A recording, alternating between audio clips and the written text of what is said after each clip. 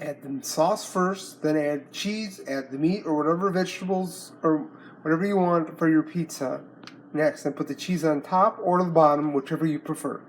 Sausage and hamburger plus with yellow cheese. You can add as much cheese as you want or as little as cheese as you want. We're going to add some yellow cheese next. You can shred your cheese, or you can buy already shredded cheese. When we shredded some cheese here from a block of cheese we had, we're going to spread this out evenly around the pizza.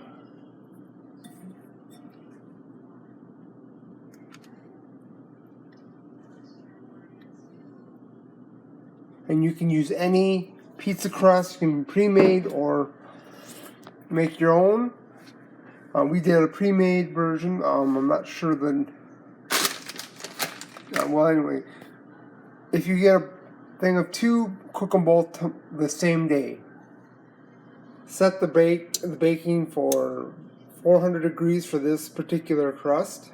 It changes in variety of different crusts around what you purchase, and there's different directions for everything for different things. The temperature is at 400, and we're going to put it in for 7 to 10 minutes for this particular crust. Here is the final result of our pizza that we made today. Thank you, and hope you enjoy.